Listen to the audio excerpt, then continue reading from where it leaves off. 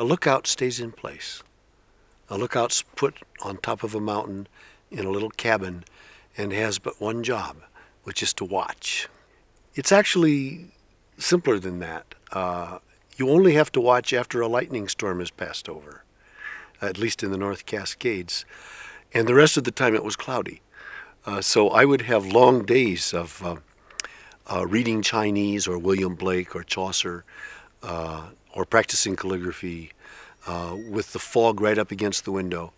Then a storm would go over and it would clear, and I would spend a couple of days spotting little smokes this way and that way and this way and that way and radioing them in. That's the life of a lookout. Totally alone.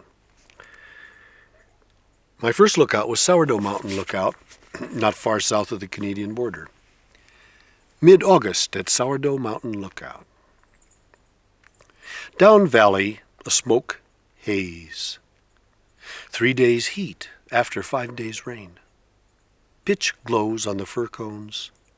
Across rocks and meadows, swarms of new flies. I cannot remember things I once read. A few friends, but they are in cities. Drinking cold snow water from a tin cup, looking down for miles through high, still air. You know, there's a lie in that poem.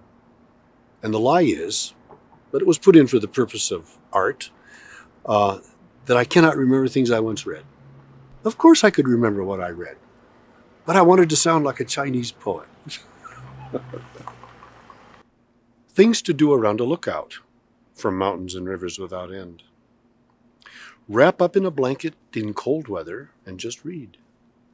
Practice writing Chinese characters with a brush. Paint pictures of the mountains. Put out salt for deer. Bake coffee cake and biscuit in the iron oven.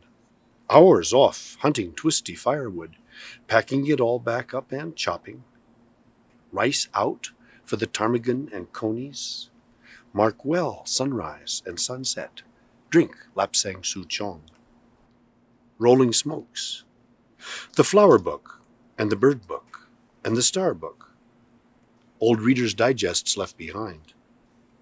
Bullshitting on the radio with a distant pinnacle like you, hid in clouds. Drawing little sexy sketches of bare girls. Reading maps, checking on the weather, airing out musty Forest Service sleeping bags and blankets. Oil the saws, sharpen axes, learn the names of all the peaks you see and which is highest. There are hundreds. Learn by heart the drainages between. Go find a shallow pool of snowmelt on a good day, bathe in the lukewarm water. Take off in foggy weather and go climbing, all alone. The rock book. Straighta, dip, and strike. Get ready for the snow. Get ready to go down.